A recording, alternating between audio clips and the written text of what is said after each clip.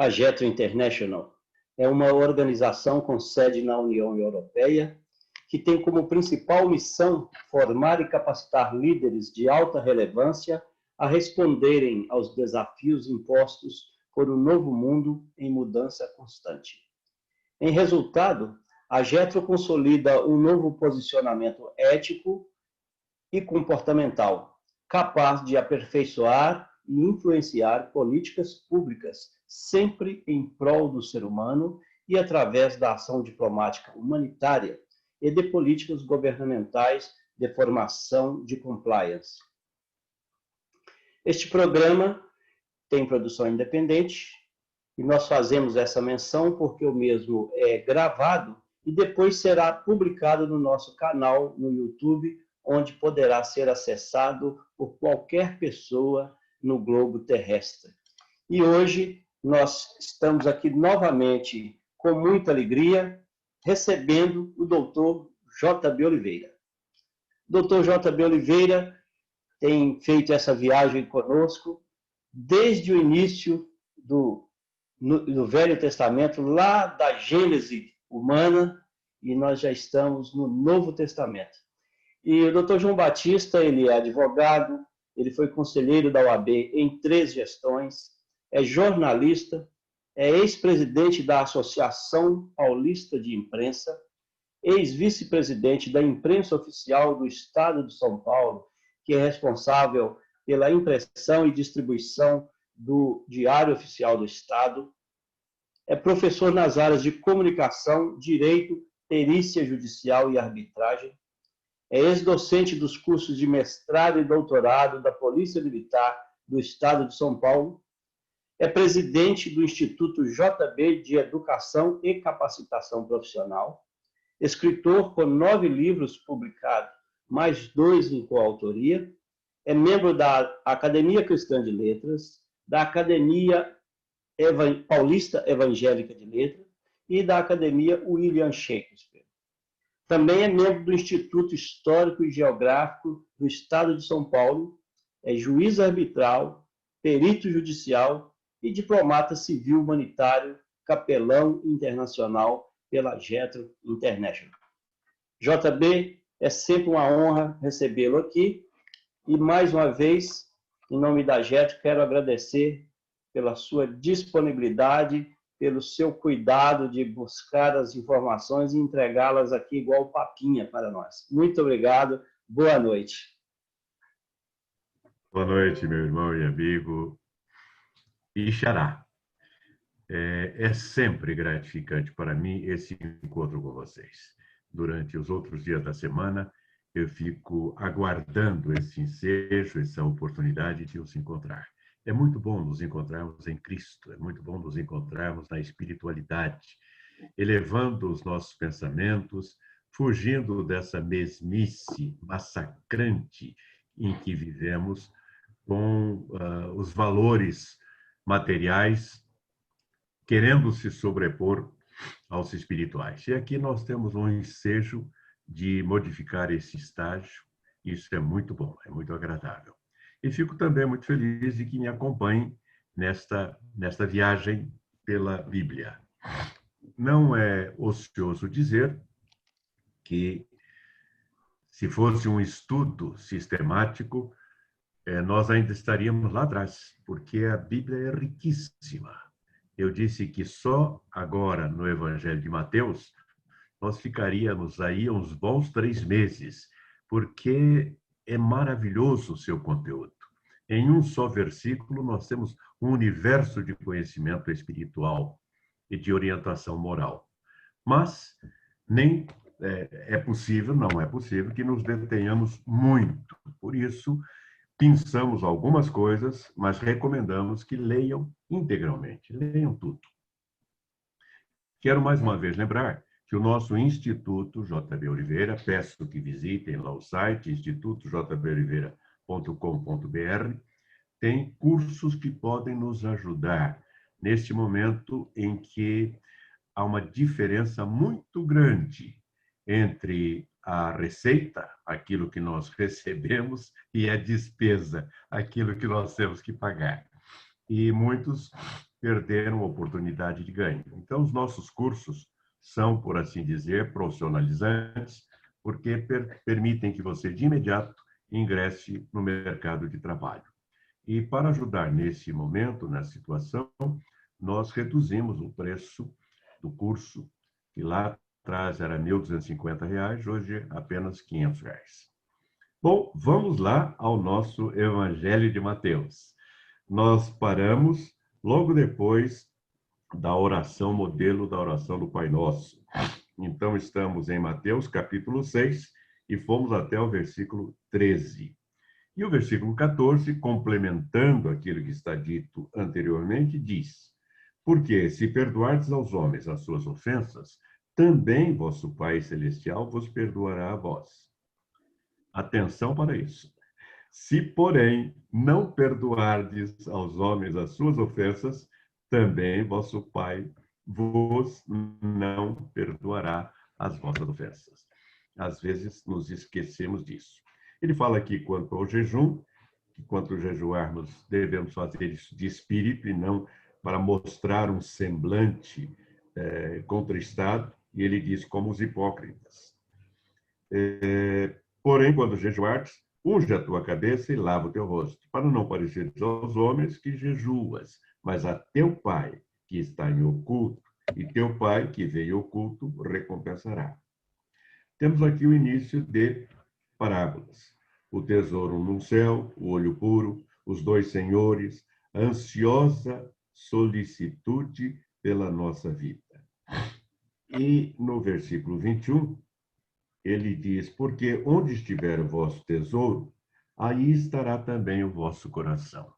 Nós podemos tomar como sinônimo de tesouro aquilo que tem mais valor para nós, aquilo em que colocamos nosso coração de maneira mais intensa é o nosso tesouro. E onde estiver o nosso tesouro, estará o nosso coração. Ele diz em seguida que a candeia dos olhos, a iluminação dos olhos, do corpo, perdão, são os olhos. Então, se os teus olhos forem bons, todo o teu corpo será luz. Se, porém, os teus olhos forem maus, o teu corpo será tenebroso. Se, portanto, a luz que em ti há são trevas, quão grandes serão as trevas. Uma advertência para quem se preocupa muito com a materialidade, com os ganhos materiais. Preocupar-se muito é em demasia. Todos nós temos que procurar o nosso sustento, temos que trabalhar pelo nosso sustento. São Paulo diz, nós vamos ver lá adiante, que aquele que não trabalhar também não coma. Então, nós temos que trabalhar. Mas aqui é o excesso, é sempre condenável esse excesso de busca de riqueza. No versículo 24, ele diz: Ninguém pode servir a dois senhores, porque ou há de odiar um e amar o outro, ou se dedicará a um e desprezará o outro.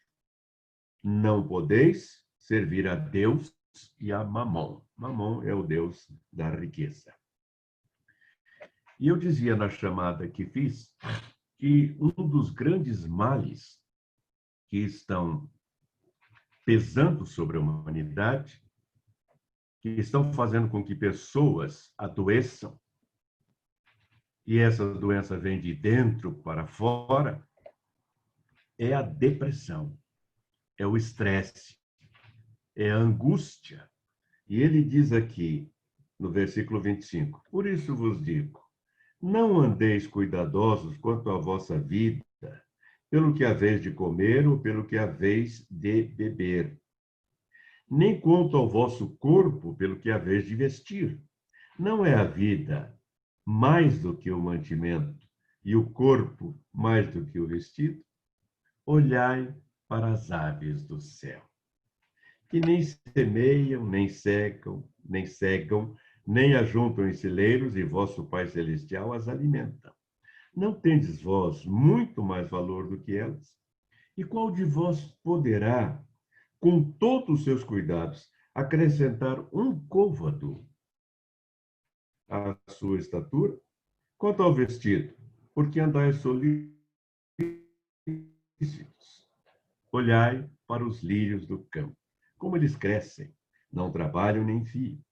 E eu vos digo que nem mesmo Salomão, em toda a sua glória, se vestiu como qualquer deles. Conclusão? Pois se Deus assim veste a erva do campo, que hoje existe e amanhã é lançada no forno, não vos vestirá muito mais a vós, homens de pouca fé. Jesus vai repetir mais de uma vez essa expressão, homens de pouca fé. E não andeis inquietos, dizendo que comeremos, ou que beberemos, ou com que nos vestiremos, entre parênteses, porque todas essas coisas os gentios procuram. De certo, vosso Pai Celestial bem sabe que necessitais de todas estas coisas. Orientação: buscai primeiro o reino de Deus e a sua justiça, e todas estas coisas vos serão acrescentadas. Não vos inquieteis, pois, pelo dia de amanhã, porque o dia de amanhã cuidará de si mesmo. Basta a cada dia o seu mal. Há pessoas que sofrem por alguma coisa que lhes aconteceu no passado. Adianta? Os antigos, principalmente lá nas Minas Gerais, diziam: águas passadas não movem moinho. O que passou, passou. E há aqueles que andam também sofrendo por aquilo que esperam que vai acontecer, aquilo que está na frente. Sofrem por antecipação. E cá entre nós, são tão estúpidos uns quanto os outros. Porque se você sofre por alguma coisa que já passou, você está tendo um ressentimento.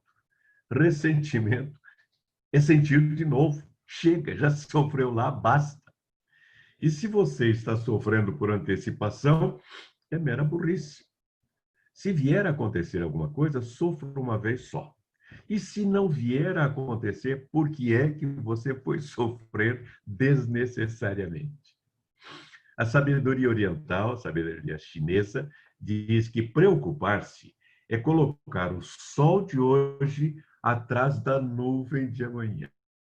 Observe que sabedoria. Colocar o sol de hoje atrás da nuvem de amanhã. Por isso Jesus diz: basta cada dia o seu mal. Ele continua com o seu sermão da montanha e uma advertência muito séria para pessoas que fazem isto aqui continuamente: julgar. Não julgueis, para que não sejais julgados. Porque com o juízo com que julgardes, sereis julgados, e com a medida com que tiverdes medido, vos hão de medir a vós. Outra coisa muito importante: e por que reparas tu no argueiro, pequeno cisco, que está no olho do teu irmão, e não vês a trave que está no teu olho? Ou como dirás a teu irmão: deixa-me tirar o argueiro no teu olho, estando uma trave no teu? Hipócrita! Tira a primeira trave do teu olho, e então cuidará em tirar o argueiro do olho do teu irmão. Não deis aos cães as coisas santas. E esta belíssima orientação e promessa de Jesus. Versículo 7 do capítulo 7. Pedi e dar-se-vos-á. Buscai e encontrareis. Batei e abrir-se-vos-á. Tudo isso, porém, com um fator: fé. Crendo, acreditando. Mas além, o versículo 12. Aqui há uma contraposição à sabedoria chinesa expressa por Confúcio. Confúcio diz que tudo aquilo que não queremos que os homens nos façam, não devemos fazer. Tudo aquilo que não queremos que os outros nos façam, não devemos fazer. Jesus vai para o polo positivo. Ele diz: tudo que vós quereis que os homens vos façam, fazei-o também vós, porque esta é a lei e os profetas.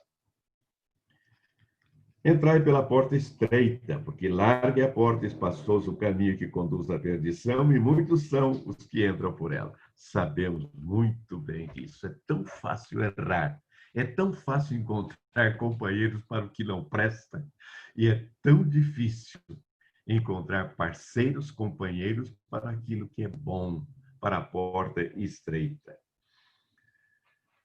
E uma mensagem: acautelai-vos, porém, dos falsos profetas, que vêm até vós vestidos como ovelhas, mas interiormente são lobos devoradores.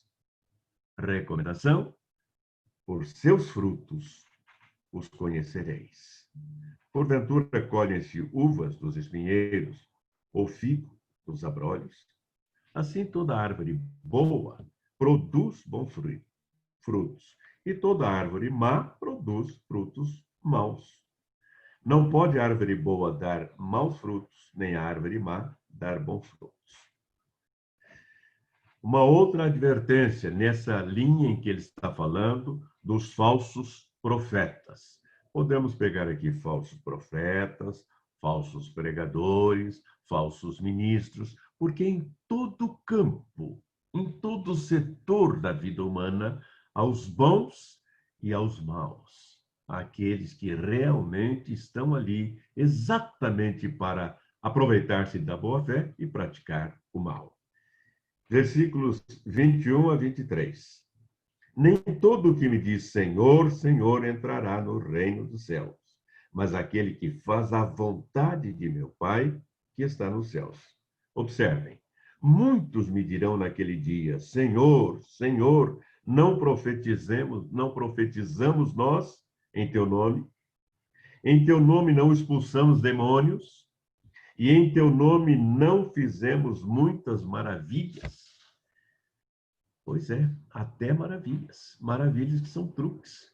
Quando nos reportamos ao Egito, ao instante em que Moisés vai se apresentar diante de Faraó e leva seu irmão Arão com o seu cajado, com a sua vara, e Deus havia mostrado que aquela vara poderia operar milagres, transformando-se em uma cobra, e depois pegando pela cauda, transformando-se de novo em uma vara, em um cajado. Os primeiros milagres feitos por Moisés e Arão também foram reproduzidos pelos magos do Egito. Até que, a certa altura, eles não conseguiram mais. O primeiro e o segundo eles fizeram, e não fizeram mais. Então, há meios, formas, ilusões de criar aquilo que parece um milagre. Então lhes direi abertamente: nunca vos conheci. Apartai-vos de mim, vós que praticais a iniquidade. Prosseguindo, nós chegamos ao capítulo 8, que fala do leproso purificado. Ele pede, aproxima-se de Jesus. Jesus diz o que ele quer e diz: Senhor, se quiseres, podes tornar-me limpo. E Jesus, estendendo a mão, tocou, dizendo: quero ser limpo. E logo ficou purificado da lepra. O centurião de Cafarnaum, esse também é digno de bastante consideração e respeito pela fé que ele demonstrou. Indo a Cafarnaum, chegou junto dele um centurião, rogando-lhe e dizendo: o meu criado jaz em casa paralítico, violentamente atormentado. Observe que ele não vai pedir por si. Ele não vai pedir também por alguém da sua família. É errado isso? Absolutamente. Nós temos que cuidar primeiro dos nossos. Mas ele vai pedir por um servo. Por um servo. Então, o seu amor extrapola ao amor familiar, e isto certamente já toca Jesus. O meu criado jaz em casa paralítico e violentamente atormentado.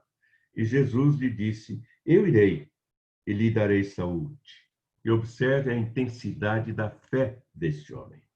E o centurião, respondendo, disse: Senhor, não sou digno de que entres debaixo do meu telhado, mas dize somente uma palavra e o meu criado sarará. Fé, confiança. Muitos queriam chegar junto de Jesus, queriam tocar em Jesus, queriam que Jesus pusesse as mãos sobre os seus males. Esse aqui diz apenas uma palavra. Ele conhece, então, o poder da palavra. Ele sabe que Jesus, como diz João no início do seu evangelho, é a palavra. No princípio era o verbo, e o verbo estava com Deus, e o verbo era Deus. Ou o que diz Hebreus capítulo 11, pela fé cremos que os mundos, pela palavra de Deus, foram criados. Eu recomendo sempre às pessoas que cuidem das palavras. Palavra é poder, palavra é presença de Deus. Não devemos usar palavras ociosas. Jesus faz essa recomendação. Há pessoas que falam mentira sabendo que estão falando mentira, que usam, a expressão agora é fake, que usam fakes, que criam fakes, sabendo que é mentira, conscientemente. Isso não passará impune diante de Deus. Certamente que não. Muito bom, prosseguimos.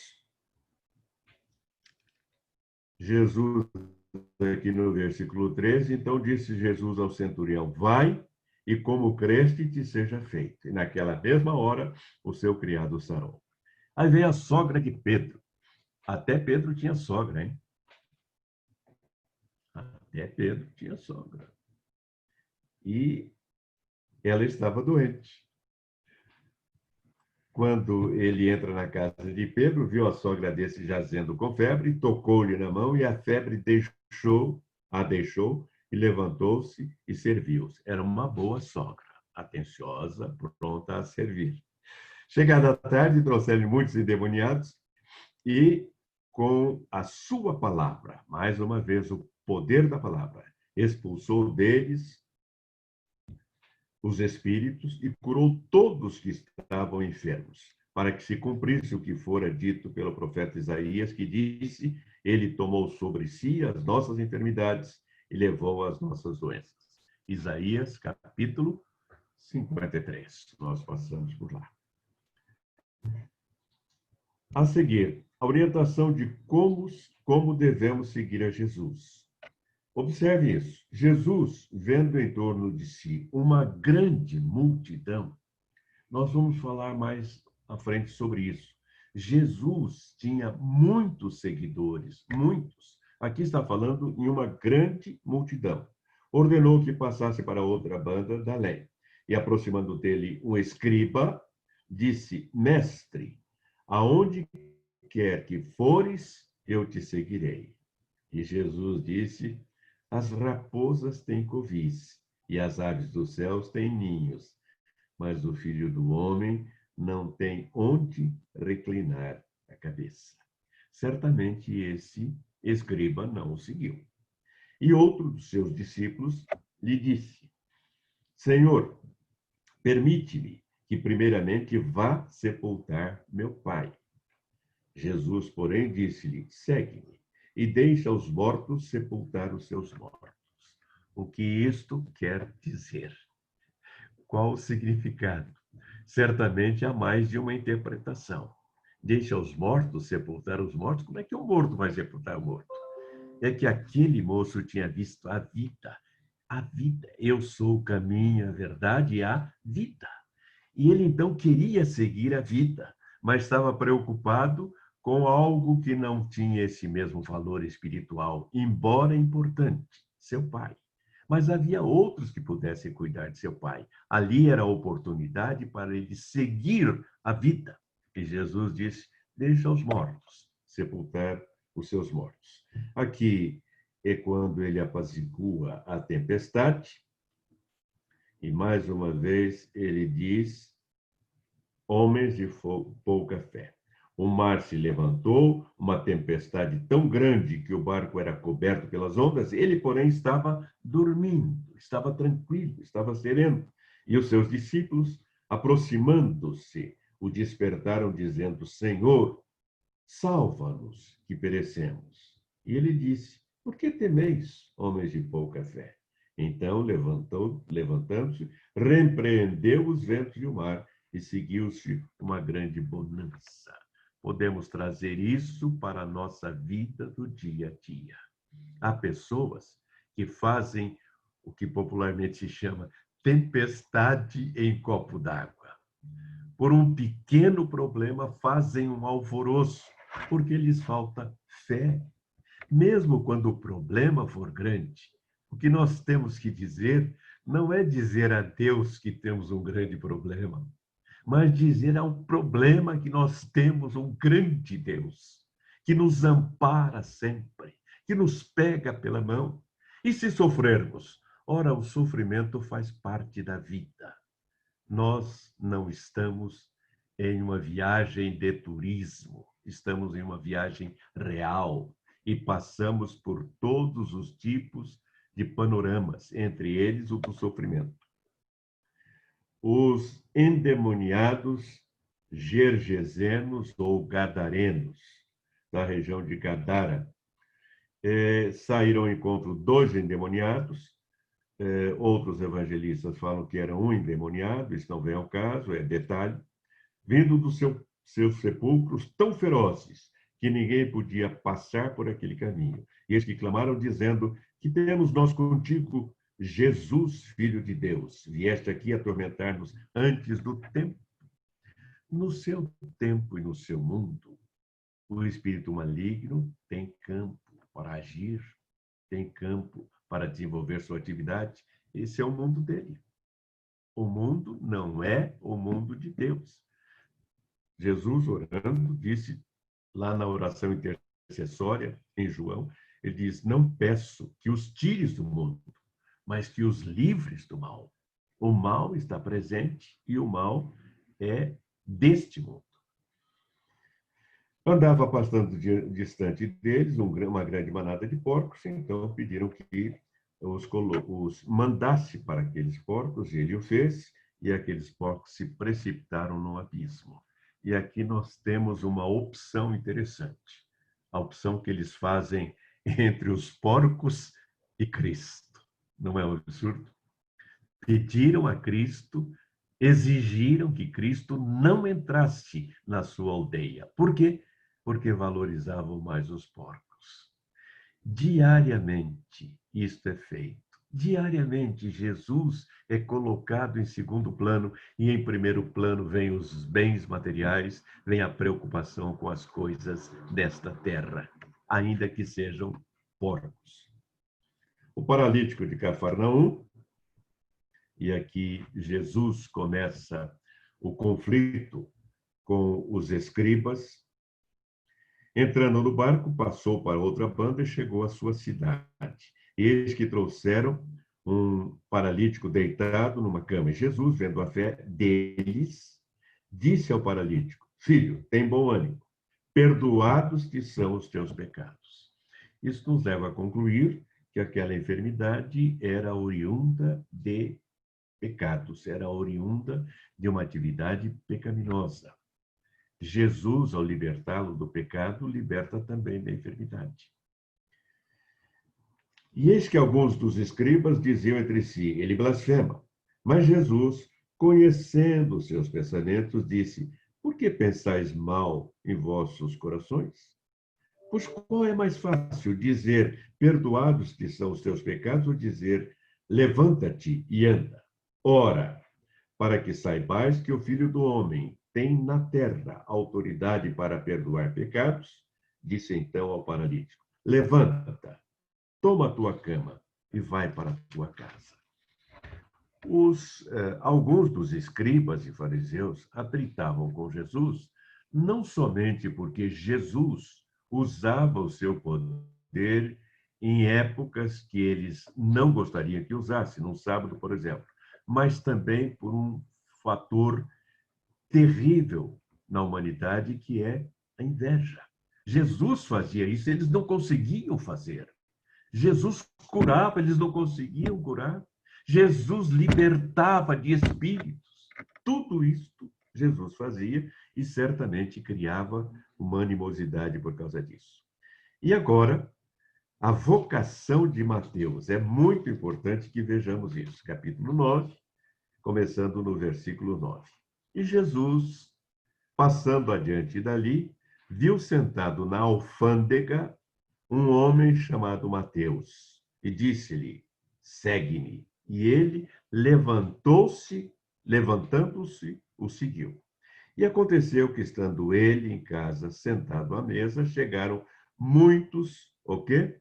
Publicanos e pecadores, e sentaram-se juntamente com Jesus e seus discípulos. E os fariseus, vendo isto, disseram aos seus discípulos, aos discípulos de Jesus: por que come o vosso mestre com publicanos e pecadores? Jesus, porém, ouvindo, disse-lhes: não necessitam de médicos os sãos, mas sim os doentes. Ide, porém, e aprendei o que significa misericórdia quero e não sacrifício, porque eu não vim a chamar os justos, mas os pecadores ao arrependimento. Lembram desse texto? Nós vimos lá atrás no Velho Testamento, no livro de Oséias, capítulo 6, e no livro de Miqueias, também, capítulo 6. Misericórdia quero e não sacrifício. E com relação a Mateus, Jesus o vê diferentemente de como as pessoas o viam. Ele era um publicano, estava ali na alfândega, recolhendo impostos. Os publicanos eram odiados pelos judeus. Por que razão? Porque eles recolhiam o imposto determinado pelo poder dominante, por César, por Roma. E isso os fazia detestável. Agora, cá entre nós,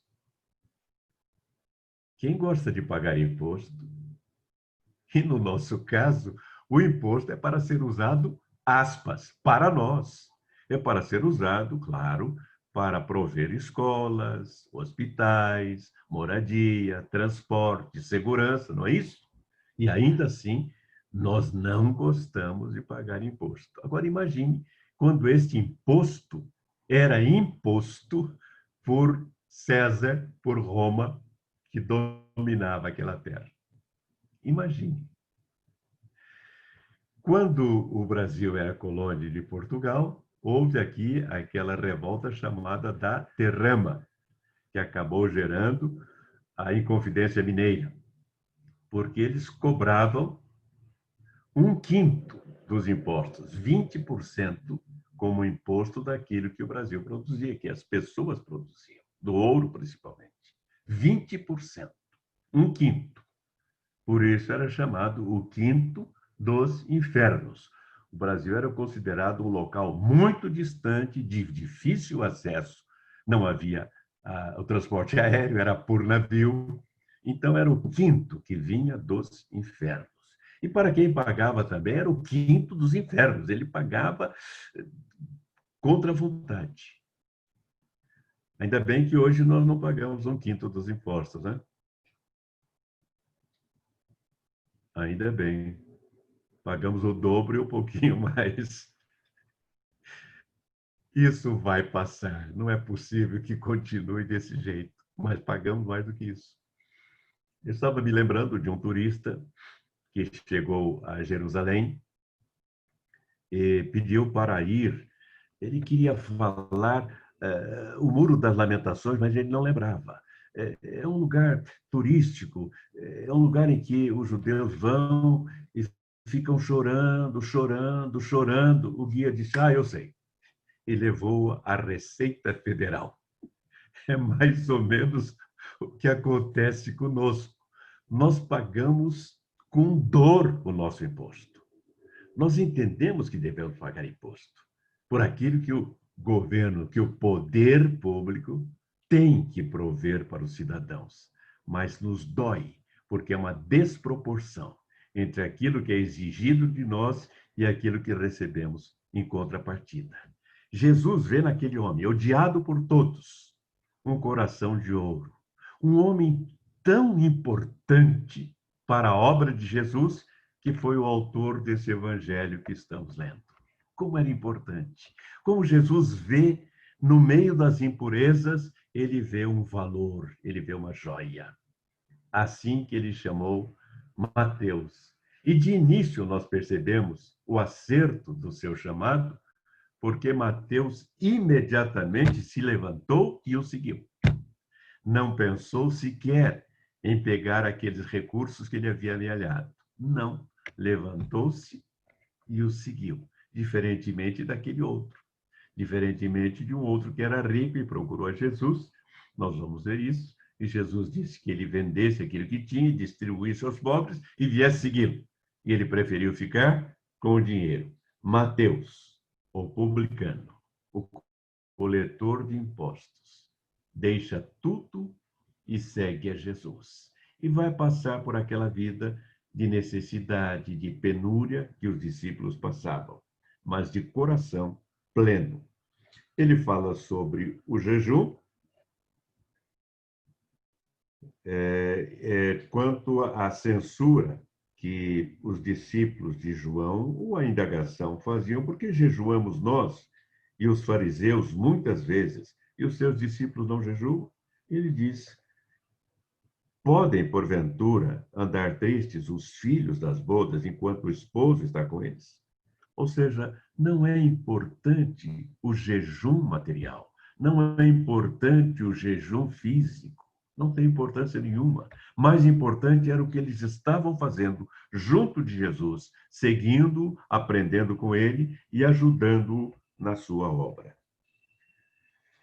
A cura da mulher que tinha um fluxo de sangue, nós sabemos exatamente como aconteceu, é um trecho sempre citado, e há uma pequena versão, uma pequena diferença, em que aqui diz, e eis, estamos ainda no capítulo 9, versículo 20, e eis que uma mulher que havia já 12 anos padecia de um fluxo de sangue, chegando por trás dele, tocou a orla de seu vestido, porque dizia consigo, se eu tão somente tocar o seu vestido, ficarei sã. Mais uma demonstração de fé. Ninguém disse isso a ela, mas ela colocou no seu coração que bastaria tocar a orla dos vestidos de Jesus, estaria sã. Jesus, voltando-se e vendo-a, disse, tem ânimo, filha, a tua fé te salvou. Imediatamente a mulher ficou sã. Em uma outra versão do Evangelho, Lucas fala que Jesus diz, quem me tocou?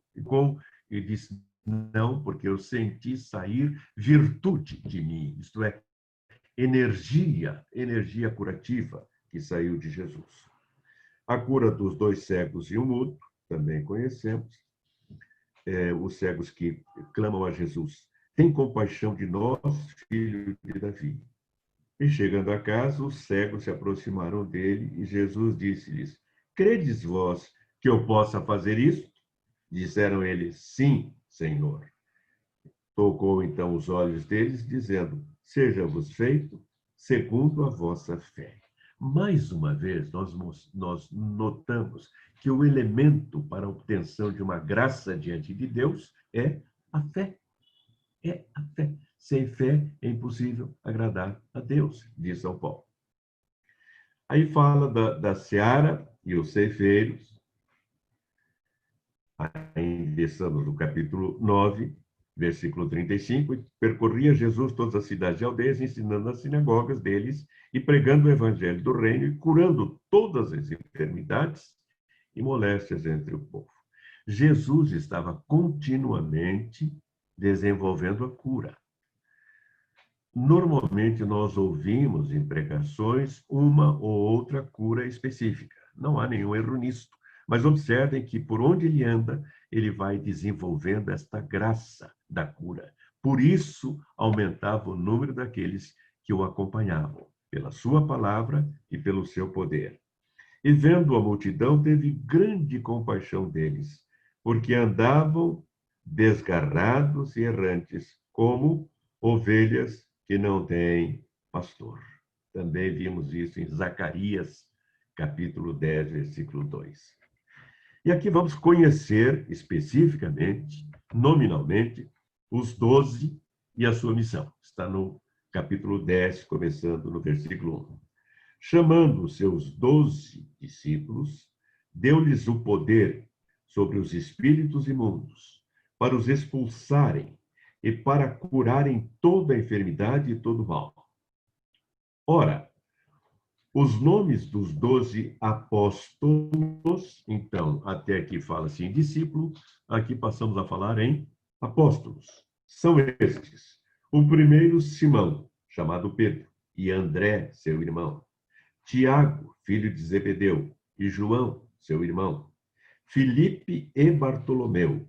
Tomé e Mateus, o publicano. Tiago, filho de Alfeu, e Lebeu, apelidado Tadeu. Simão cananita e Judas Iscariotes, aquele que o traiu.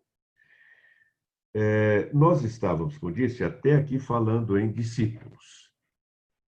A palavra discípulo tem origem latina, vem do latim discipulum, discipuli, que nós poderíamos traduzir por aprendiz.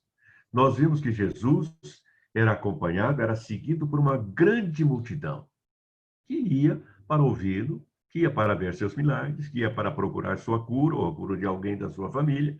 Mas dentre esse grupo muito grande, havia um número também grande, mas menor, que era daqueles que iam para aprender com ele.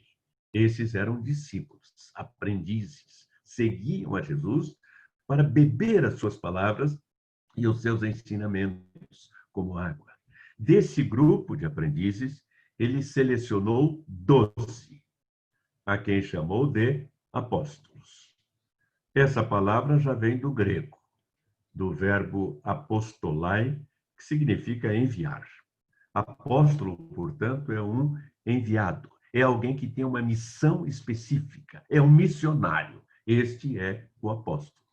Distinto, portanto, dos discípulos, com muito maior responsabilidade. E são apenas 12.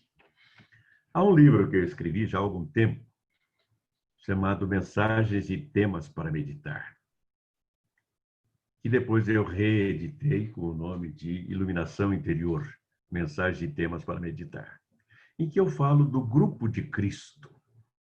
E eu digo da dificuldade que nós temos para selecionar pessoas. Mesmo hoje, com todos os recursos trazidos pela psicologia e outras tantas ciências, é difícil escolher pessoas.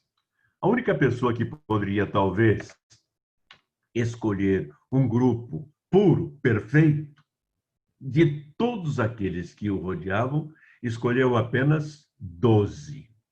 Não ficou livre daquele que o traiu, daquele que o negou, daquele que não cria, não acreditava firmemente nele.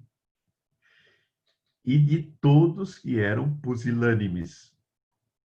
Na hora difícil, todos fugiram. Marcos diz que o jovem, que estava envolto apenas em um lençol, fugindo, puxaram-lhe o lençol e ele continuou fugindo nu. Esse era o grupo de Cristo. E aí eu pergunto, por que Jesus não escolheu pessoas perfeitas? É porque tudo que ele fez, em tudo que ele fez, ele quis nos dar lição, ensinamento. Ele é o mestre por excelência. E ele quis nos mostrar que a humanidade é assim. Então, se amanhã alguém nos trair, não é novidade, traíram a Cristo. Se alguém nos negar, negaram a Cristo. Pedro. Se alguém não tiver em nós aquela confiança que merecemos, Tomé mostrou essa desconfiança.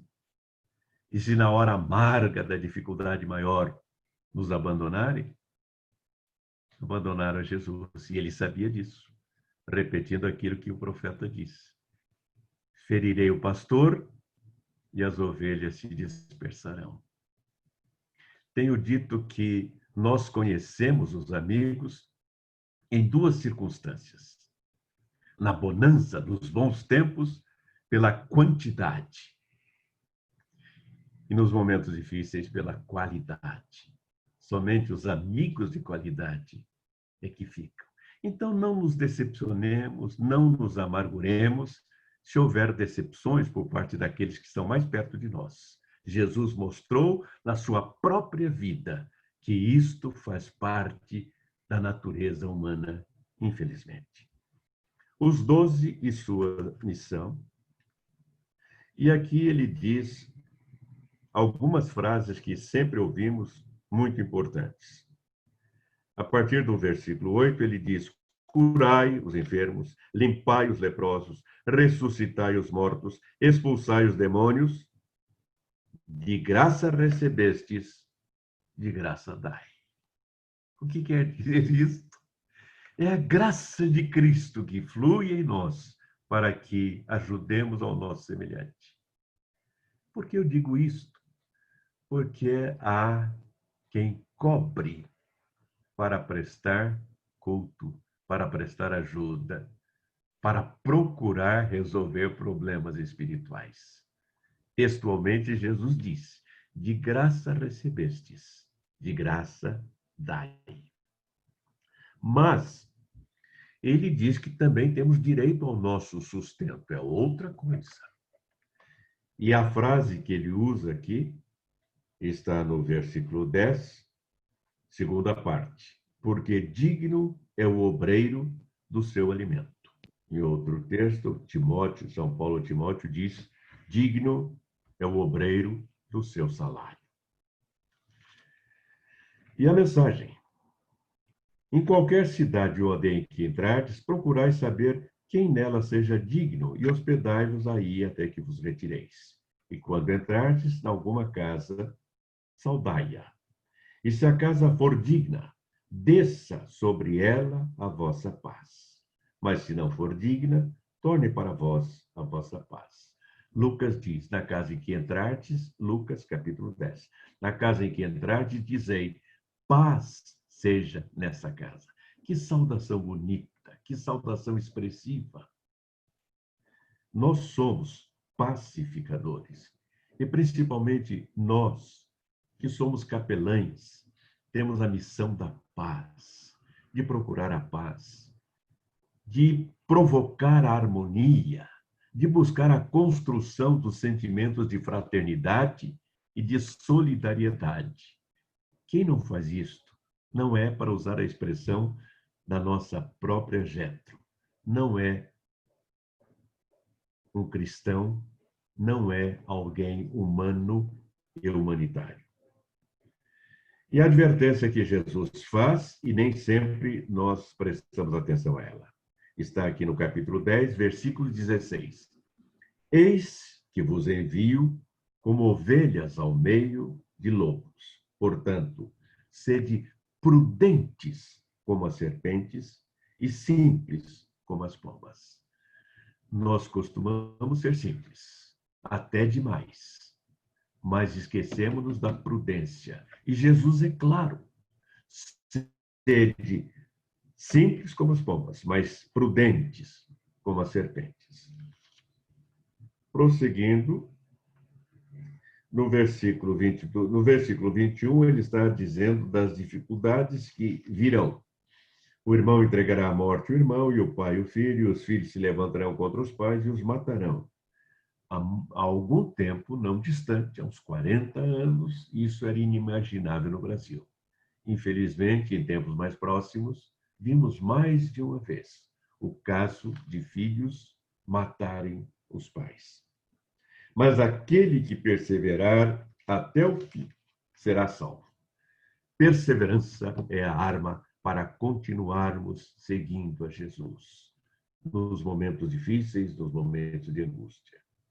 E quanto àquilo que vier nos acontecer por causa disto, não é o discípulo mais do que o mestre, nem o servo mais do que o seu senhor.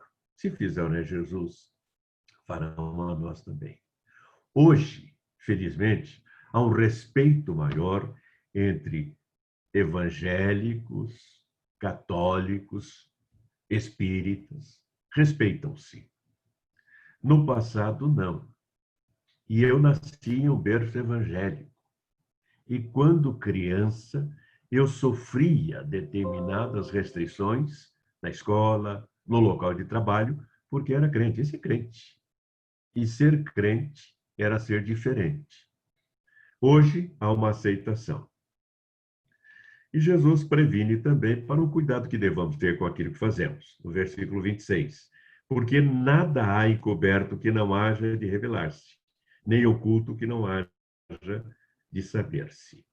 Volta a falar sobre a preocupação com as coisas materiais. Versículo 28. Não temais os que matam o corpo e não podem matar a alma. Temei temei antes aquele que pode fazer perecer no inferno a alma e o corpo, o mal.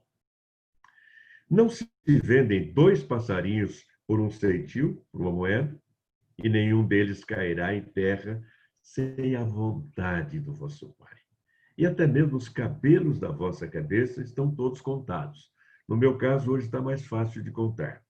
Não temais, pois, mais valei vós do que muitos passarinhos. Além, ele dá mais uma mensagem. Quem achar a sua vida, versículo 39, quem achar a sua vida, perdê-la-á. E quem perder a sua vida por amor de mim, achá-la-á. E quanto à beneficência, não é beneficência, beneficência. Versículo 42. E qualquer que tiver dado, só que seja um copo d'água fria a um destes pequenos, em nome de discípulo, em verdade vos digo, que de modo algum perderá o seu galardão. A generosidade, a caridade tem garantido o seu galardão. João Batista envia 2 discípulos a Jesus, capítulo 11. Está também em Lucas, capítulo 7.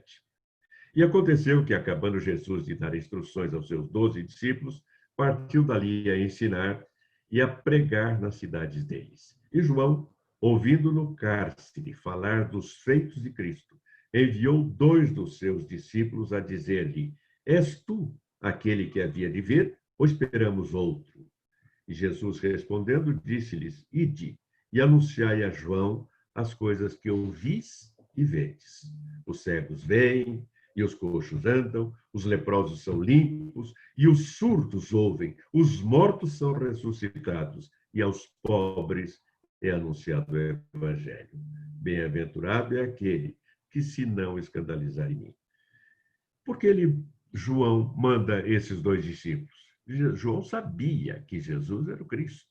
Ele que o batizou, e ao batizar ele viu a manifestação do céu, o Espírito Santo descendo sobre ele, e a voz dizendo: Esse é o meu filho amado em quem me comprazo. Não era dúvida sua, mas ele queria que aqueles discípulos fossem e ouvissem de Jesus publicamente essa manifestação. Não para si, mas para aqueles que por vezes duvidavam de Jesus. E aí Jesus fala a respeito de João. Que fostes ver no deserto uma cana agitada pelo vento? Sim, que fostes a ver. Um homem ricamente vestido? Os que trajam ricamente estão nas casas dos reis. Mas então, o que fostes a ver? Um profeta? Sim, vos digo eu, e muito mais do que profeta. Porque é este de quem está escrito: Eis que diante da tua face envio meu anjo, que preparará diante de ti o teu caminho. Em verdade vos digo que entre os que de mulher têm nascido, não apareceu alguém maior do que João Batista. Mas aquele que é o menor no reino dos céus é maior do que ele. Isto nós também lemos a respeito dessa manifestação em Malaquias, capítulo 4, versículo 5.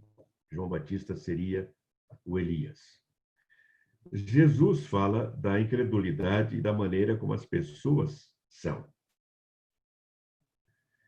Quem tem ouvidos para ouvir, ouça. Mas a quem assemelharei esta geração?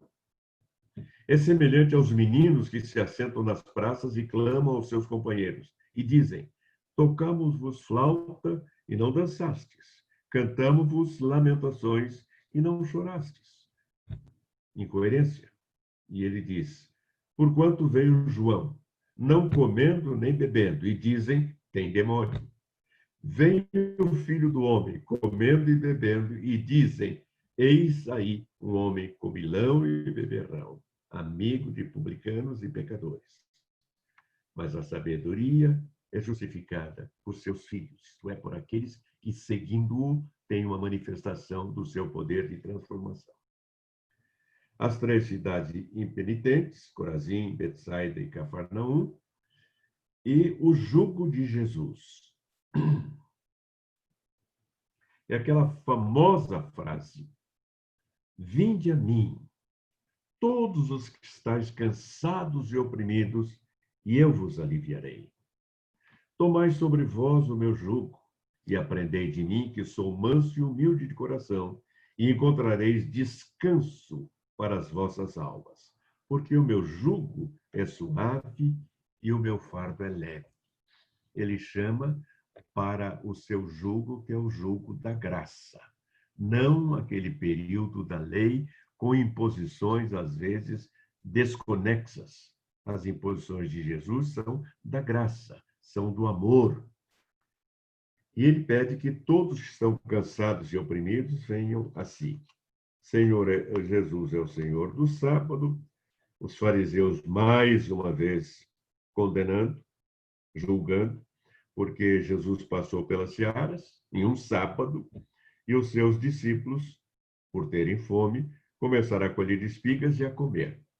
Observem como os fariseus estavam sempre seguindo a Jesus no sentido de condená-lo, no sentido de apontar defeitos em Jesus, de censurar a Jesus. Mais uma vez aqui estão. Os fariseus, vendo isso, capítulo 12, versículo 2, disseram-lhe, eis que os teus discípulos fazem o que não é lícito fazer no sábado. Ele, porém, lhes disse, não tendes lido o que fez Davi quando teve fome, ele e os que com ele estavam? Como entrou na casa de Deus e comeu os pães da proposição, que não lhe era lícito comer nem aos que com ele estavam, mas só aos sacerdotes? Isso está lá no primeiro livro de Samuel, capítulo 21, versículo 6. Ou não tendes lido na lei que aos sábados os sacerdotes no templo violam o sábado e ficam sem culpa? Pois eu vos digo que está aqui quem é maior do que o templo. Mas, se soubesseis o que significa, e volta aquela frase que já vimos em Oséias e Miqueias, misericórdia quero e não sacrifício, não condenaríeis os inocentes, porque o Filho do Homem até do sábado é Senhor. Depois vem a cura do homem que tinha uma das mãos mirradas, um dos milagres de Jesus. Mais uma vez, blasfêmia dos fariseus, capítulo 12, começando no versículo 22. Trouxeram então um endemoniado cego e mudo, e de tal modo curou que o cego e mudo falava e via. E toda a multidão se admirava e dizia, não é este o filho de Davi, isto é, o Messias, que viria da descendência de Davi? Mas os fariseus, ouvindo isto, diziam, este não expulsa os demônios, senão por Beelzebu, príncipe dos demônios. Que coisa absurda! Como buscam os elementos mais improváveis, mais estúpidos, para criticar alguém, no caso, para criticar a Jesus. Jesus, porém, conhecendo seus pensamentos, disse-lhes, todo reino dividido contra si mesmo é devastado, e toda cidade ou casa dividida contra si mesma não subsistirá. E se Satanás expulsa Satanás, está dividido contra si mesmo. Como subsistirá o seu reino?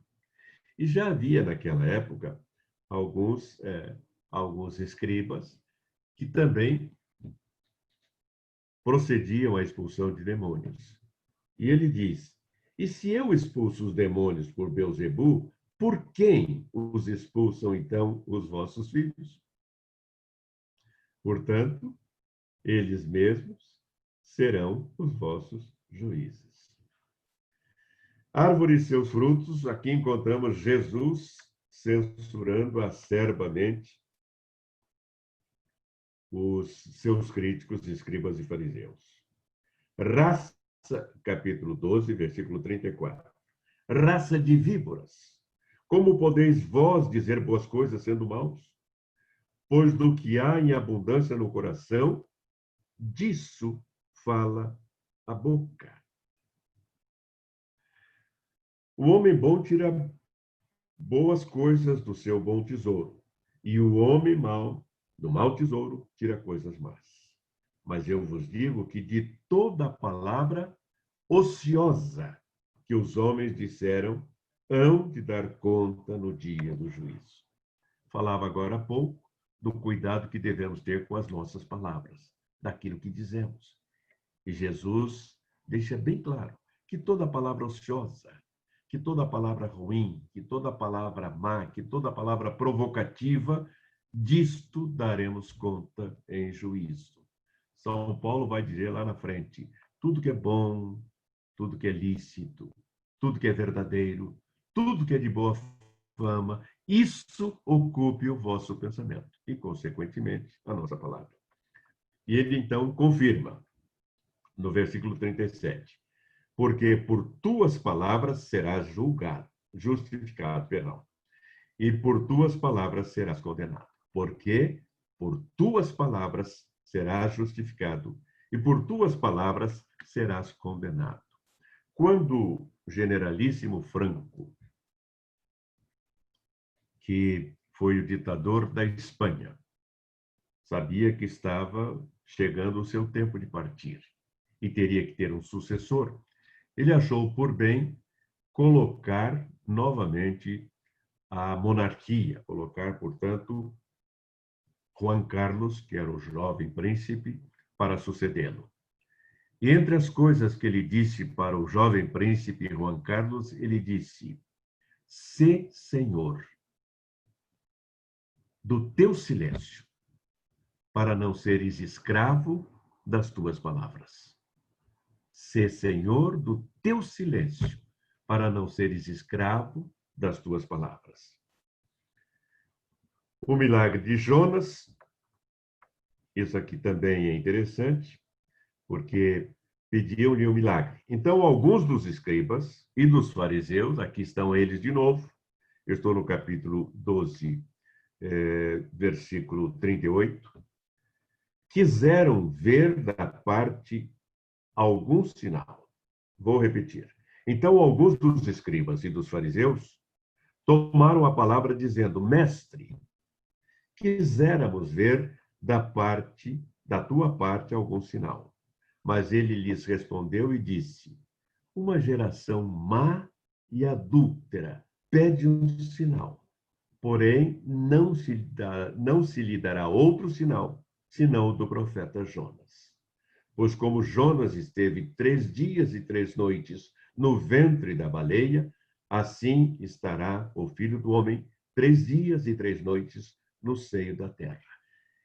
Ele sabia perfeitamente e dizia claramente que ele seria morto, isto é, estaria no ventre da terra, mas depois de 3 dias, assim como Jonas voltou à vida, ele também voltaria.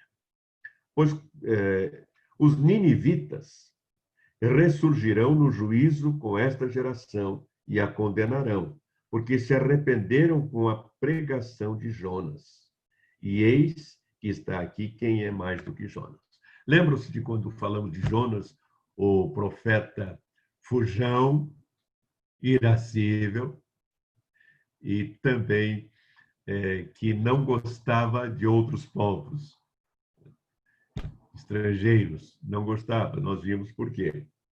A rainha do meio-dia, refere-se aqui à rainha de Sabá, se levantará no dia do juízo com esta geração e a condenará, porque veio dos confins da terra para ouvir a sabedoria de Salomão. E eis que está aqui quem é mais do que Salomão. E quando o espírito imundo tem saído do homem, anda por lugares áridos, buscando repouso, e não o encontra. Então diz: Voltarei para minha casa de onde saí e, voltando, a achar desocupada, varrida e adornada. Então vai e leva consigo outros 7 espíritos piores do que ele, e entrando, habitam ali. E são os últimos atos desse homem piores do que os primeiros. Assim acontecerá também a esta geração má. Partiram da graça de Deus, trazida através do ministério de Abraão, na sua sequência, afastaram-se de Deus e agora estão no estágio pior do que o anterior. A família de Jesus. E falando a ele à multidão, eis que estavam fora sua mãe e seus irmãos, pretendendo falar-lhe. E disse-lhe alguém: eis que estão aí fora tua mãe e teus irmãos que querem falar-te.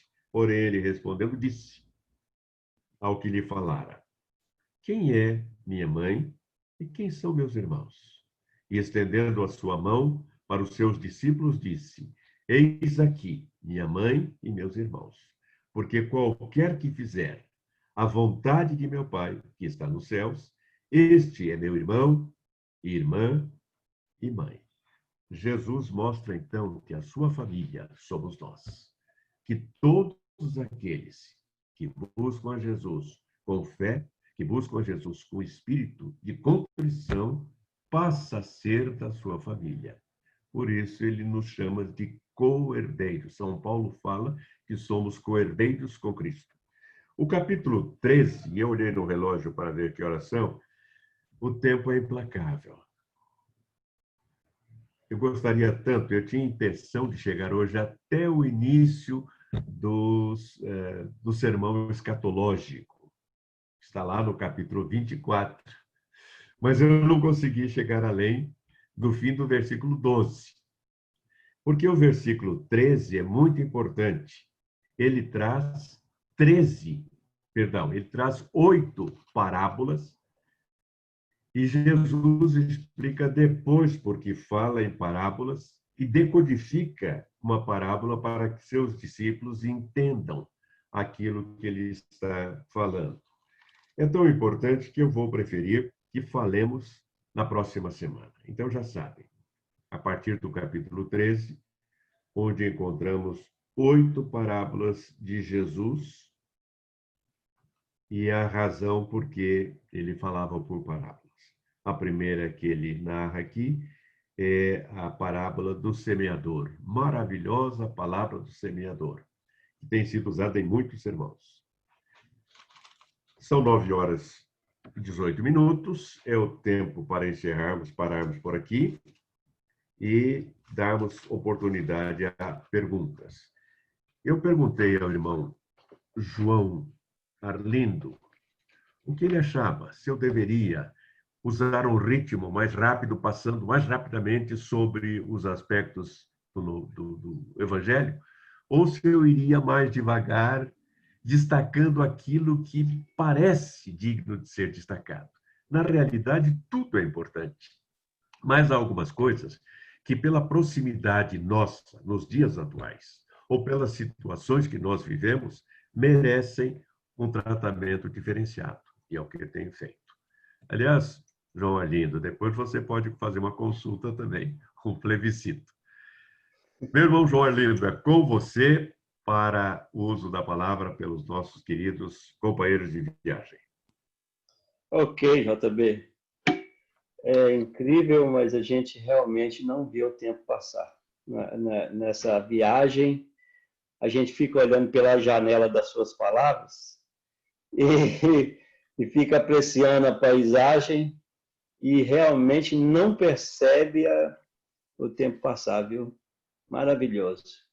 Nós vamos agora às perguntas e respostas. Nós já temos uma mão levantada, que é do missioneiro Javier. E se você quer fazer a sua pergunta, a sua intervenção, fica à vontade, você pode se inscrever a partir do aplicativo Zoom, você clica em participantes, tem 3 pontinhos embaixo, você clica nos 3 pontinhos, aparecerá levantar a mão. Se você estiver no celular, usando o Zoom através do seu celular, no canto inferior direito também tem 3 pontinhos, você clica em 3 pontinhos e aparecerá levantar a mão e você faz a inscrição para fazer o uso da palavra. Até lá, nós vamos passar a palavra ao missionário Javier. Boa noite, graça e paz do Senhor, Maestro JV, ficando vigiado, né? Ele ouvir, ele mergulhar, e uma coisa que me chamou a atenção, o Senhor trabalhando nessa técnica, o apóstolos do grego, mas no Antigo Testamento também foi o traduzido do aramaico ao grego, apóstolos dos engados, né? Hoje em dia está tendo uma coisa assim, vão utilizar como fosse título em algumas igrejas. Então, a palavra apóstolos não seria viável a essas igrejas, não sei como que eles se interpretam, né? Eles apoiam no Novo Testamento, nas cartas paulinas, ser um título, mais pastor, mais Cristo, né? O seu som não está bom. O seu som não está bom, tá? É cortando. Às vezes a gente não entende. Veja se é a posição do microfone, por favor. O que você diz é muito importante e nós não podemos perder. A palavra apóstolos, que se dá desde que utiliza a palavra apóstolos como um título. O Senhor a conexão do Javier que não está boa hoje. Então, por isso está picotando, assim. Mas se eu entendi a sua pergunta, Javier, você está perguntando ao JB se a palavra apóstolo ela seria utilizável hoje, nos dias atuais. Seria isso? Se é correto utilizar a palavra apóstolo hoje, no contexto... Como título em contexto da igreja. É isso? Isso. Ok. Bom, isso. Nós sabemos que há quem utilize o título apóstolo. Eu achava estranho, porque lá atrás a gente ouvia só falar em pastor, em missionário, em seminarista, em diácono, que eram os termos consagrados. Diácono sumiu, né? O diácono desapareceu, né, JB? E é uma palavra tão bonita, que vem do grego diakonai, que significa servir. Então, o diácono é aquele que serve, está dentro do espírito do que Jesus disse. Eu não vim para ser servido, mas para servir. Então, é uma bênção servir. E diácono é isto. Mas as palavras vão tomando denotações e conotações diferentes. E há aqueles que se apropriam dela e vão usando. O que fazer? Por exemplo, quando falam bispa, tudo bem, é a sua maneira de identificar alguém que desenvolve o trabalho. Mas até se considerássemos o aspecto gramatical e etimológico, não estaria correto. Porque bispo vem de episcopum, do latim. E a forma feminina para bispo seria tomada lá no latim, seria episcopisa. O bispo, a episcopisa. Convenhamos que não é muito fácil. Então, vamos para o caminho mais fácil. E o importante, meu irmão Javier, é aquilo que Jesus disse: pelo seu fruto o conhecereis. O nome da árvore não importa. O importante é o fruto que ela produza. O importante é que a boa árvore produz bom fruto. Isso mesmo. Nós não temos aqui mais inscrição, mas se você talvez não estiver conseguindo fazer inscrição, mas quiser fazer uso da palavra, você pode abrir o seu microfone e participar. Aqui a gente não vai tolher a palavra por protocolos. Primeiro eu queria agradecer à doutora Francis, que ela vem fazendo aqui umas anotações que servem para todo mundo aqui no chat. Então, ela vai fazendo as anotações aqui, muito, muito boas essas anotações. O Ildélcio Costa, JB, Ele faz duas menções aqui no chat. Ele diz o seguinte: o que é fazer a vontade de Deus conforme falou Jesus Cristo? Guardar o mandamento de Deus e a fé em Jesus Cristo é fazer a vontade de Deus? Bom, fazer a vontade de Deus, eu creio que é seguir a Cristo, porque ele cumpriu a vontade de Deus. São Paulo diz que ele, tomando a forma humana, foi obediente até a morte e morte de cruz. Então, ele obedeceu em tudo, em toda expressão, à vontade de Deus.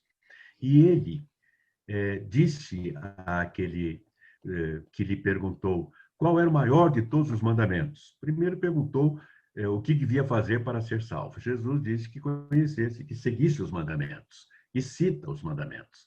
Aí disse: isso eu tenho seguido desde a minha juventude. Outro pergunta: qual é o maior dos mandamentos?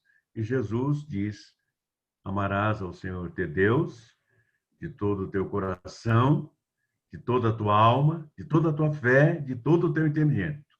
Esse é o maior de todos os mandamentos. E o segundo, semelhante a esses, é: amarás a teu próximo como a ti mesmo. Fazendo isto, nós estamos seguindo não só a orientação de Jesus, como a vontade de Deus. E Jesus disse aos seus discípulos: vós sereis meus amigos se fizerdes o que eu vos mando. E o que ele mandou? Amai-vos uns aos outros, assim como eu vos amei. São Paulo vai dizer que quem ama não faz mal ao próximo, de sorte que o cumprimento da lei é o amor. De fato. Então, nós não temos aqui nenhum inscrito, então eu vou passar aqui a uma tela que eu quero mostrar aqui, até para o JB também fazer um comentário, porque está muito ligado, JB, ao que o senhor falou hoje. Eu trouxe a mesma frase da semana passada, que eu achei que ela tem tudo a ver com o que o senhor acabou de dizer. Os fatos devem provar a bondade das palavras, ou seja, é o fruto da árvore, não é? Então, com isso, eu quero convidá-lo, a você que ainda não conhece a Jetro, você procure conhecer a Jetro e busque fazer parte dessa elite de líderes que tem a esperança e dão o seu suor para transformar o mundo em um lugar melhor para se viver. São líderes que preocupam com este mundo de hoje e com o mundo do futuro. E como que se leva a cabo essa preocupação? O que se faz de fato? Você usar da sua própria expertise, da sua própria experiência, da sua própria linha de trabalho ou de atuação social, e você fazer isso com um olhar humano e humanitário. Essa que é a diferença. A Jetro, ela congrega líderes que se preocupam com o humano e humanitário para que as pessoas possam ser lembradas de que elas podem ter uma vida melhor. Porque, às vezes, ser Bernard Shaw, ele fala que fazer é fácil, difícil é lembrar de fazer. Então, a função de um capelão é buscar lá no fundo da sua alma, naquele dia triste, e como o Salomão diz no provérbio, se no dia da angústia a sua força é pequena, quão pequena ela é. Então, é no dia da angústia que o capelão vai se fazer presente. É no dia da necessidade normal do dia a dia que o diplomata civil vai se fazer presente. Então, fica aqui o nosso convite para que você possa se tornar um diplomata civil humanitário. E, inclusive, JB, está nascendo uma parceria, né, entre a Jetro e o Instituto JB. O senhor gostaria de falar a respeito? Sim, o CEO da Jetro nos procurou e estamos entabulando conversações para poder aproximar as duas instituições. Então, entre outras coisas, ele quer estabelecer um acordo de tal maneira que quem, a partir de agora, fizer um curso de capelão da Jetro, receberá como brinde o curso de juiz arbitral, sem nenhum custo. Então, Isso. quem fizer o curso de capelão, por nosso intermédio aqui pela Getro, receberá como brinde o curso de juiz arbitral. E estamos estudando uma forma também de criar condições para que haja uma forma de diminuir ainda mais o custo do curso de capelão, perdão, do curso de juiz arbitral. Esse curso era 1.790, baixamos para 1.250. Quando viemos para a parte online, baixamos para R$ 500. Mas ele quer ver ainda uma forma de nós reduzirmos para aqueles que fizerem por intermédio da Getro. Então, sempre procurando propiciar meios de que a pessoa tenha uma nova ferramenta de trabalho. Exatamente. O Instituto JB, através dos seus cursos, ele pode mudar a realidade das pessoas que buscam por conhecimento e por uma nova vertente de trabalho, por uma nova forma de se postar na sociedade. E fomentar isso é o papel da Getro. É isso que nós fazemos. A Getro, ela potencializa o seu projeto. Se você é um getriano e você tem um projeto que pode melhorar a vida das pessoas, é o papel da Getro potencializar e fomentar esse projeto. E por isso está nascendo mais essa parceria, nós estamos muito felizes. A Leda Peçanha da Mata, que anda sumida, quer fazer o uso da palavra. Liga o seu microfone, Leda. Aí. Muito bem. Boa noite. Estou um pouquinho cansada. Boa noite a todos. A paz do Senhor Jesus. Amém. Eu estou um pouquinho cansada porque eu estava numa reunião também online. Daí de uma pessoa aí de São Paulo também. Mas é negócios. Então, eu gostaria de perguntar, aproveitar a oportunidade que foi falada aí a respeito desse curso. Eu tenho tentado achar, mas eu não consigo. Está no YouTube ou no Instagram? Está na internet, Leda. Vou te mostrar aqui, ó. Eu faço tudo. Porque eu quero que meu filho faça. Eu estou tendo um problema com meu filho. Então, ele vai ter uma nova visão das oportunidades que a vida oferece. Eu quero muito. Você tem que entrar na internet, o João vai mostrar aí, o João Arlindo, mas é www.institutojboliveira.com.br. Então, esse site, você vai digitar www. Na verdade, é só você digitar no Google Instituto JB Oliveira que já vai aparecer o link. Ah, ótimo. Porque eu falei com ele, eu pago, mas eu não quero fazer. Vai fazer sim. Sim.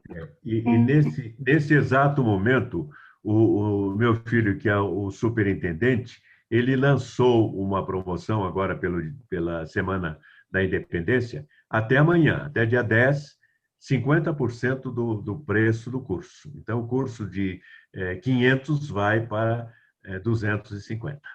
Olha que maravilha. Essa promoção ele fez até o dia 10, até amanhã. Porque ele diz assim, eu não tenho tempo, não vai dar tempo de fazer, não sei o quê, eu chego tarde em casa às vezes.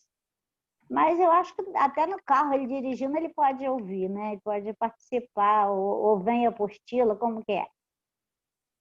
Bom, o curso é online, então ele pode fazer... Aliás, eu vou preferir que o João Arlindo, que fez o curso recentemente, diga da experiência dele fazendo o curso. Como o JB está falando, Leda, o curso é totalmente pela internet. Ele pode assistir até pelo celular, entendeu? Onde ele estiver. Ele acessa o curso a partir do momento que ele faz a inscrição, ele recebe a senha, o usuário e senha, ele entra ou pelo celular ou pelo computador e assiste às aulas. Depois ele vai fazer um teste sobre aquilo que ele assistiu e assim que terminar o teste, está finalizado, ele recebe o certificado. Muito bem, obrigada. De nada. Muito obrigada. Deus abençoe. Amém. Continuando. Abençoe a todos vocês também. Amém. Continuando, eu quero agora falar das próximas palestras. Amanhã, JB, nós teremos líderes de êxito com o general de exército, se não me falha a memória, João Camilo Pires Campos, é isso? Isso mesmo, João Camilo Pires de Campos. Isso. Então, já quer falar alguma coisa a respeito, fazer a chamada? Sim, sim. Nós estamos usando esse programa Líderes de Êxito como uma motivação para as novas gerações, como mostrar como conseguiram êxito líderes. Nós vimos na semana passada alguém da área pública, que foi ministro, foi embaixador, foi secretário estadual, foi secretário municipal, foi vereador aqui em São Paulo e que também trabalhou na empresa privada. E ali colheu muitos ensinamentos que levou para a sua vida pública. Amanhã nós vamos ver alguém que começou jovenzinho na escola militar e como saiu de lá como aspirante a oficial, passou a segundo tenente, primeiro tenente, que são os oficiais subalternos, depois a capitão, que é o oficial intermediário, depois a major, que é oficial superior, major, tenente-coronel e coronel, e aí teve o gargalo mais difícil, que foi passar para o generalato, oficial general. E aí ele foi, então, a general 2 estrelas, general de brigada, depois general de divisão, 3 estrelas, e o topo da carreira, general 4 estrelas, general de exército. Por onde ele passou, o que ele fez, os cursos que fez, os comandos que exerceu, tudo isso para motivar os nossos jovens. Bem, mas nós que estamos assistindo não somos jovens, mas temos jovens na família. Temos filhos, temos netos, temos sobrinhos, nós podemos levar a eles essa motivação. Esta é a razão, esta é a meta do nosso curso Líderes de Êxito. Ok. E da semana que vem você já tem? Só para a gente aproveitar que o senhor está na linha. Eu estou aguardando confirmações. Ok. Há mais de um convidado, eu estou aguardando confirmações e assim que confirmar eu lhe informarei. Comunicaremos em tempo. Eu deixei aí em vermelho de propósito, porque amanhã, aliás, na segunda-feira não é normal que tenhamos reunião. Então, eu deixei de vermelho já para chamar a atenção dos senhores e das senhoras. Na segunda-feira, nós temos uma live especial e esporádica, vamos dizer assim, que é com o Dr. Roberto Baglini. Dr. Roberto Baglini virá falar sobre os males da ansiedade. Hoje, JB falou que a ansiedade é o mal do século. Jesus falou, não andeis ansiosos. Mas todo mundo sabe que a gente é teimoso. Então, a gente anda ansioso, sim.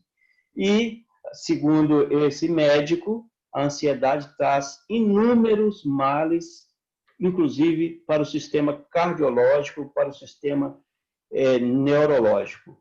Ele é médico, cardiologista, PhD, é um médico italiano, e essa live é uma parceria com a Academia William Shakespeare, da qual o nosso querido JB é chanceler arauto, membro da cadeira número...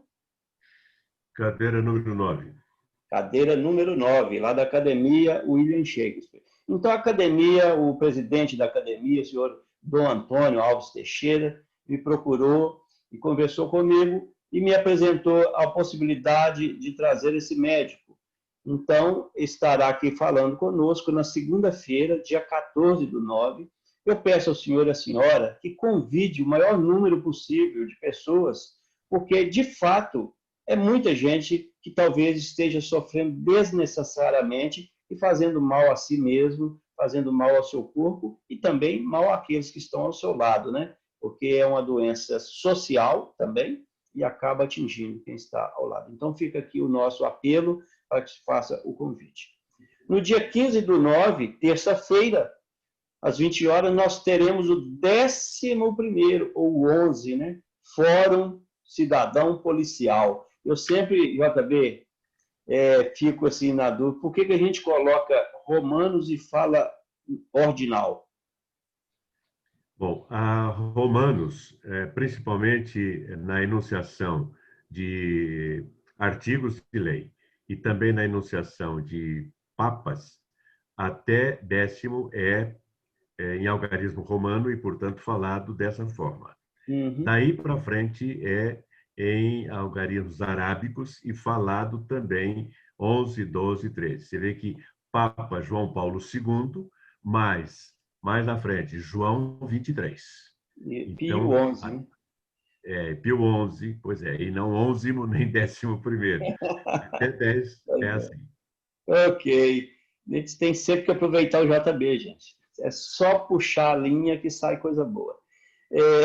Então, Creuza está aqui na sala e a Creuza vai apresentar para a gente a comandante Ildelene Bahia.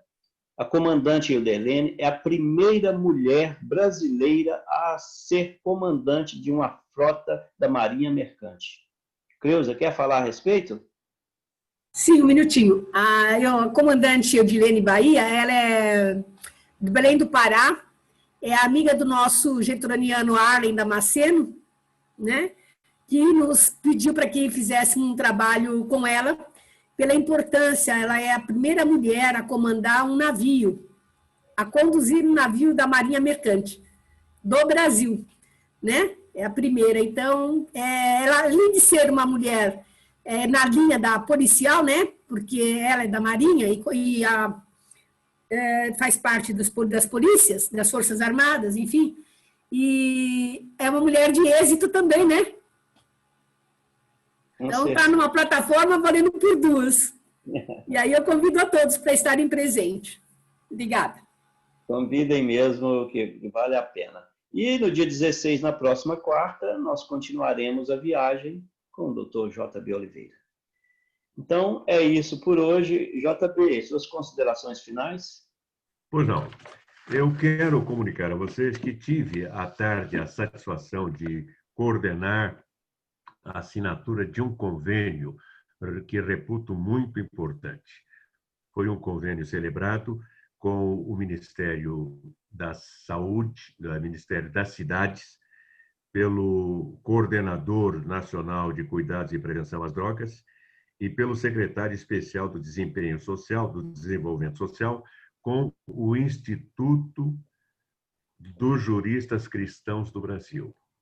E eu fui convidado para fazer a coordenação, o andamento da cerimônia, a assinatura, e foi alguma coisa gratificante, porque é um núcleo da sociedade civil levando o seu apoio ao poder central para juntos trabalharem contra esse flagelo que são as drogas, que aprisionam os nossos jovens, que os destroem e destrói também a nossa família.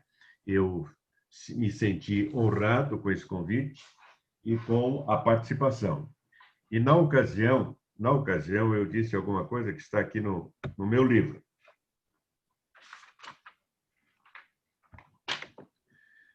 Esta é uma luta de todos nós. Nenhuma família está livre das drogas, nem a do presidente. Quem disse isto foi o então presidente dos Estados Unidos, Bill Clinton, quando fez em Atlanta a abertura de um programa antidrogas da ordem de 3 bilhões de dólares, no dia 9 de julho de 1998. A preocupação, porque na família dele havia uma pessoa drogada. Então, eu fiquei feliz com essa oportunidade e quis comunicar aos irmãos. Eu quero trazer também para trabalhar conosco o presidente do IJCB, ele já esteve aqui uma vez, doutor Gilberto. Quero ver se ele volta a associar-se conosco. Agradeço a todos os queridos irmãos por esses momentos gostosos que me propiciaram. É muito gostoso conversar com vocês e ver que nos acompanham nesse carinho para com a palavra de Deus, para com os ensinamentos de Jesus. Muito obrigado. Tenham um prosseguimento de semana muito feliz, mas não se esqueçam de que amanhã estaremos juntos novamente. Obrigado. Nós aqui agradecemos, JB, em nome da Jeta International, agradeço a sua pessoa, o seu tempo, agradeço a cada um dos senhores e das senhoras que estiveram aqui presentes conosco, mais uma vez, reforçando o convite para amanhã, líderes de êxito, para que possam convidar os seus amigos, suas redes sociais, repliquem o banner que você receber, para que nós possamos alcançar o maior número de pessoas. Muito obrigado, Deus abençoe e bom descanso. Obrigada. Uma boa noite, bom descanso também. Boa noite, querida Leda. Muito obrigado. Você pode abrir o Boa microfone. noite, doutor João. Muito Boa noite, obrigada. querido. Boa noite a todos. Senhor JB, boa noite. Boa noite a Irmão. todos. Boa noite. Boa noite. Boa noite, Buenas querido. noches, Boa noite. maestro JB. Dios me lo bendiga mucho. Gracias, mi hermano. Buenas noches. Boa noite, JB. Boa noite, Creuza. Boa noite. Parabéns, teremos mais juízes, Boa né? noite a todos. Sim, teremos. Excelente. Já estamos com Boa a noite a câmera todos. praticamente formada. Exatamente, viu? Isso que eu ia te falar. Estamos formando a nossa equipe. Com licença Muito de bom. todos, eu vou encerrar a sala. Um grande abraço. Obrigado a todos.